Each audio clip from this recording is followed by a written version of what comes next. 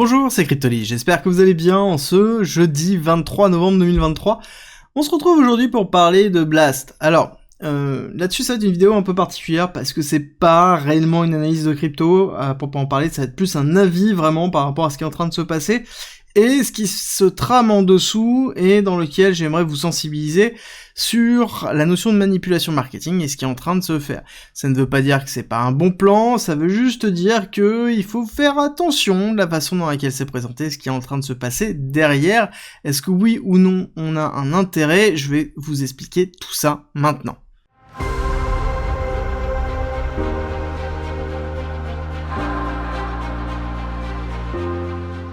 Pour rappel, vous avez toujours la possibilité d'avoir accès gratuitement au parcours pédagogique, qui est une formation de 60 heures, d'une valeur de 400 € qui vous permet d'apprendre la blockchain, la crypto, l'investissement, l'analyse technique, le trading, tout pour devenir rentable, à travers 130 vidéos, 400 pages de guide, des quiz pour savoir où vous en êtes dans votre progression, et le tout gratuitement. Pour avoir accès à cette formation à vie, il suffit d'utiliser la plateforme d'un de nos partenaires, tout est expliqué en commentaire et en description.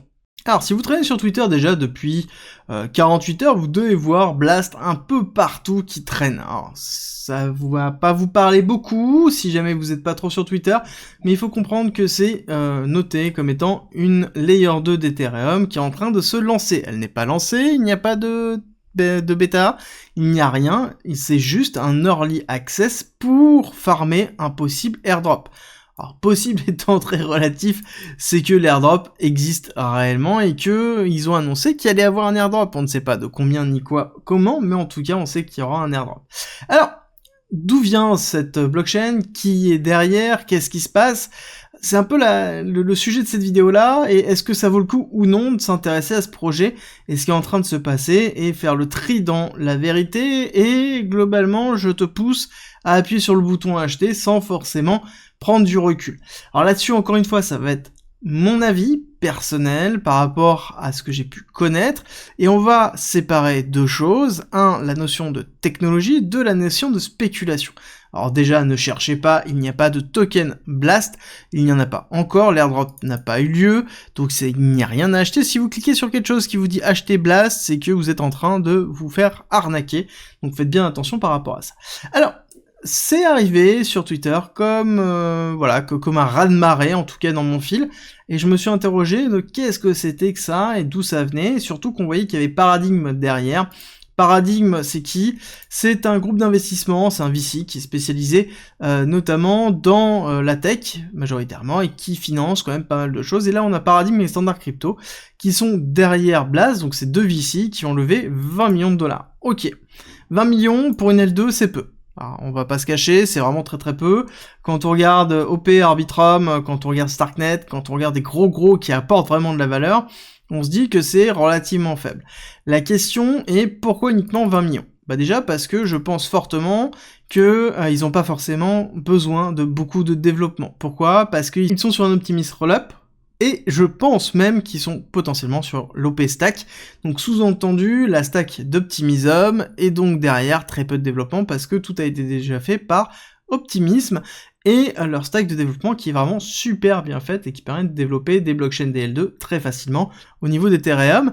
Donc je suis en train de me poser la question, ça c'est une hypothèse, d'accord, c'est pas quelque chose qui est acté, c'est moi ma question par rapport au développement. 20 millions c'est vraiment peu, surtout quand on est en train de pousser un airdrop, quand on est en train de pousser globalement du marketing. Marketing pourquoi? Parce que la blockchain n'est pas arrivée, la tech n'est pas là, l'early access n'est pas là, la bêta n'est pas là, et à côté on nous parle déjà d'airdrop qui va arriver, que l'on peut commencer à farmer maintenant, dans lequel on dépose de la TVL, ils ont fait en 48 heures 230 millions de TVL, donc total value lock, c'est des personnes qui ont bloqué leur argent, donc on était à 230, et là on est à combien? 273 pour 40 000 utilisateurs, ce qui est énorme, hein, vraiment énorme en termes de temps. Et pourquoi on a ça? Parce que le narratif qui est autour de ça, c'est le fait de générer des revenus natifs directement à la blockchain. C'est-à-dire que vous possédez des assets sur la blockchain, vous êtes directement rémunéré pour ces actifs. Notamment de l'Ethereum, vous touchez 4%. Alors on va retrouver ça, je pense que je vais les retrouver assez vite. Je vais les retrouver là. Bon, globalement, on a 4% pour l'Ethereum, on a 5% pour l'USD. Clairement, comment ils ont construit ça, c'est assez simple, c'est le même principe que Lido, c'est-à-dire que ils vont offrir du liquid stacking, voilà, c'est ça, 4% pour Ethereum, 5% pour les stablecoins.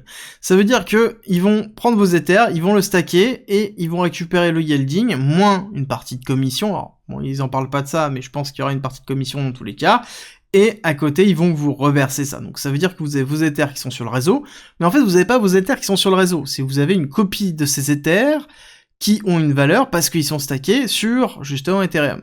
Et c'est le principe qui est derrière. Et c'est le même principe, les 5% sur les stablecoins, c'est un peu la même chose. C'est-à-dire qu'on va se retrouver sur des protocoles qui font déjà ça sur Ethereum ou sur d'autres blockchains, dans lesquels vont prendre vos stablecoins, vont acheter des Ethers, vont les hedger avec une position inverse, et aller extraire du pourcentage avec un MEV, Maximum Extractable Value, qui permet de sortir beaucoup plus que simplement 3 à 4%, qui permet d'être dans les alentours de 7-8%, en optimisant en fait les transactions au sein des blocs Ethereum pour les validateurs. Donc on est dans cette démarche-là où en fait on crée un protocole, on crée pas un protocole, on crée une blockchain qui ressemble à un protocole dans lequel on a des attraits, mais qui sont pas des attraits liés à la blockchain elle-même, d'accord? C'est pas parce que ça va plus vite et que ça coûte moins cher. Ça, on n'en sait rien, on n'a pas d'informations liées, en tout cas au protocole en lui-même et la façon dans laquelle c'est effectué, la décentralisation, combien coûte un nœud, comment c'est effectué, etc. On sait 3 choses. 1, que on est rémunéré en déposant des Ethers et des stablecoins, une rémunération qu'on peut d'ailleurs trouver en faisant autre chose, je veux dire, 4% sur l'Ether, c'est vraiment pas grand-chose, 5% sur stablecoin, c'est vraiment pas grand-chose, quand on est capable d'optimiser un petit peu son rendement DeFi, mais c'est vraiment pas grand-chose. Donc, on sait qu'on a ça, et surtout, là, on sait qu'on investit dans quelque chose qui est one-way return. Ça veut dire quoi? Ça veut dire que on ne pourra pas revenir en arrière jusqu'à ce que la blockchain se lance, ou jusqu'à ce que, on parle de février, mais on n'a pas de date réelle, on ne pourra pas retirer ses fonds. Donc là, en fait, on dépose ses fonds contre un yielding qu'on aura plus tard, qui sera libéré plus tard. C'est le même principe, c'est-à-dire que je peux pas récupérer les fonds, je peux pas récupérer le yielding, et petit à petit, à ce moment-là, j'irai. Et j'aime bien cette courbe où on dit, voilà, blast reward et blast normal, et on a les autres L2. Ouais, sauf que, en fait, c'est juste qu'ils ont implémenté une couche de protocole au sein de la blockchain. Est-ce que c'est intelligent?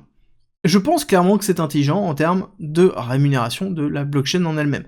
Je pense que c'est même très très intelligent dans le sens où, en fait, ils ont rajouté une couche de protocole en disant « Ok, je prends vos assets, moi je les place directement, et derrière je vous redonne du yielding, moi je me prends une petite partie, et ça me fait mes frais de financement. » Donc ça veut dire que je peux même offrir des frais de transaction gratuites, 100% gratuites, parce que je suis rémunéré de cette façon-là. Et là, on a un autre système de financement au niveau des blockchains qui est vraiment très intelligent et qui permet d'évoluer. Surtout que derrière, on va avoir 2 autres choses. 1, la native yield, ok, les gas fee revenus, donc il y aura certainement des revenus, en tout cas des gas fees qui seront payés, mais en tout cas, les revenus ne seront pas pris par Blast, mais sont pris pour les développeurs. Même principe, le but de Blast, c'est quoi? C'est d'avoir un maximum de personnes qui viennent déposer leur TVL, parce que eux, ils vont toucher un pourcentage sur l'argent qui est déposé sur le réseau, et pas sur les transactions. Donc, eux, leur revenu, ça va être ça. Par contre, pour qu'il y ait des personnes qui viennent déposer, il faut quoi? Il faut des applications. Et donc, pour avoir des applications, il faut des développeurs. Et donc, pour avoir des développeurs, il faut les payer. Et d'où l'intérêt, c'est qu'on a des gas fees qui sont à 100% dessus, et des airdrops qui sont dispensés, donc 50% d'airdrops. Bon, on se doute très fortement que l'airdrop, ça va être certainement un truc qui va être ultra méga spéculatif, basé principalement sur des revenus futurs anticipés sur le yielding qui est mis en place. Alors là, c'est un peu compliqué d'expliquer ça, mais je ferai certainement une autre vidéo dessus. Mais je pense qu'on va avoir une forme de spéculation un peu à la Pendle qui va se mettre en place sur le airdrop en question. Et donc forcément, on va avoir une valorisation de la blockchain en elle-même. Dans lequel, alors là-dessus, on a un système d'auto-rebasing qui permet d'incrémenter en fait le nombre d'Ethers par rapport au yielding qui est donné, qui est plutôt quelque chose de classique, le L1 stacking, donc c'est ce que je vous ai expliqué, et le T-Build Yield, alors eux, ils expliquent que c'est un peu différent, c'est-à-dire qu'en fait, ils vont vous donner de l'USDB, donc qui est leur propre stablecoin, qui est algorithmique, qui s'auto-rebase. Attention, faites très attention à ça, encore une fois, là-dessus, on est dans quelque chose qui est différent de ce qu'on a pu connaître, mais ça n'empêche que on est sur un stablecoin algorithmique qui est basé sur MakerDAO et donc le DAI derrière, et notamment la notion de T-Bill. Donc T-Bill, c'est les bounds US en l'occurrence, qui sont mises à disposition, ça sous-entend qu'on s'expose derrière au bon du trésor américain dans lequel on a un taux qui est entre 4 et 5%. Donc pour moi, on est encore dans autre chose, mais là-dessus, on a encore une partie de risque qui est relativement forte. Donc, si je dois résumer, on a une blockchain qui technologiquement est à peu près identique. Par contre, à côté, en termes de fonctionnement et de rémunération, on est sur un nouveau business model qui, pour moi, est très intéressant. Est-ce que c'est intéressant de mettre des sous dessus? Absolument pas, en tout cas en l'état, à moins que vous voulez farmer l'airdrop. Est-ce que je pense que l'airdrop va ramener beaucoup d'argent? Ça, c'est à vous de voir. Est-ce que oui ou non, vous pensez que l'airdrop peut valoir le coup de prendre le risque d'immobiliser vos assets pendant X temps dans un protocole que vous ne connaissez pas et qui est géré par une équipe qu'on connaît, mais sans connaître forcément. Hein, les personnes qui sont derrière Blast, on reconnaît bien, c'est les personnes qui sont derrière Blur. Et pour vous donner un ordre d'idée, Blur, c'est eux qui ont entraîné ici la réduction d'OpenSea de 50% de ses effectifs. Comprenez bien que Blur a éclaté le marché des NFT, enfin des marketplaces NFT, en cannibalisant le volume avec une notion de gamification très très forte, dans lequel, en fait, on poussait les gens à farmer l'airdrop grâce, principalement, en faisant des transactions sur Blur, et donc en cannibalisant quoi? Bah le volume, et donc ils ont cannibalisé tout le volume en restant très très peu de volume sur OpenSea, et donc l'écosystème d'OpenSea qui était basé sur le fait de pouvoir proposer une marketplace à la demande en prenant des fees dessus, bah a quasiment disparu, parce que le business model de Blur était avec quasiment zéro fee, et il se base là-dessus, et Blast est en train de mettre en place un peu la même chose. Est-ce qu'ils vont cannibaliser tout le momentum? C'est possible, mais à ce moment-là, est-ce que c'est le token de Blast qui va être intéressant? On ne sait pas. Personnellement, j'ai commencé à regarder un peu les éléments, il manque beaucoup trop d'informations pour pouvoir voir, parce que pour moi, il manque trop d'infos sur notamment la tokenomics, il manque des infos, enfin vraiment beaucoup trop d'infos, et il faut savoir que là actuellement on peut bridger maintenant, mais dans tous les cas on pourra retirer que en février, et encore, si jamais tout tient bien, etc. Et dans tous les cas, les airdrops seront distribués en mai. Encore une fois, airdrop, on ne sait pas là-dessus. Si jamais vous avez plus d'informations, n'hésitez pas à le mettre en commentaire et en description. Ça m'intéresse. Je referai de toute façon une autre vidéo. Je vous le fais rapidement pour éviter que vous fassiez avoir, notamment pour la notion de marketing, où on a l'impression que on a du yielding qui est offert. Encore une fois, là, on vous pousse à farmer un airdrop. On vous pousse à locker votre liquidité. Ayez conscience que la liquidité qui est lockée actuellement, vous n'allez pas toucher les bénéfices, d'accord, avant février, si jamais ça se lance bien en février. Et eux, pourquoi ils font ça? Tout simplement parce que ils vont récupérer les bénéfices qui sont générés par ce qui est locké. Donc imaginez bien que là, il y a quoi, 280 millions qui sont lockés. S'ils prennent que 2 déjà % ou 3% à l'année, bah ça fait déjà une très belle somme pour pouvoir commencer à développer pour quelque chose qui a levé que 20 millions. Alors imaginez bien s'ils arrivent à 3-4 milliards, chose qui pourrait très bien arriver dans les mois qui arrivent, ou en tout cas les semaines, vu l'évolution très rapide qu'il y a, et surtout que ils sont spécialisés dans le marketing, on le voit bien dans la façon dans laquelle ils communiquent. On a du référal qui est arrivé pour farmer quoi? Farmer de l'airdrop. Encore une fois, l'airdrop, on ne sait pas le nombre de tokens, on ne sait pas l'inflation, on ne sait pas la répartition, on ne sait pas tout ce qui est lié autour de ça. Donc on est vraiment dans une campagne marketing ultra virale, spécialisée dans la notion de spéculation, et de toute façon, on le voit bien, quand on regarde ici, on a Degen Spartan et Santiago, on connaît très bien, ce sont des spécialistes de la Degen au niveau de la DeFi, donc ce sont des hyper spéculateurs, et donc ça veut dire qu'on est bien dans cette démarche-là. Faites juste très attention, ça peut être très intéressant, encore une fois, pour ceux qui savent faire, qui comprennent les dangers, qui n'ont pas peur de ce type de protocole, qui n'ont pas peur de perdre beaucoup d'argent par rapport à ce qui va se passer. Donc faites juste très attention, encore une fois, c'est moi qui vous donne.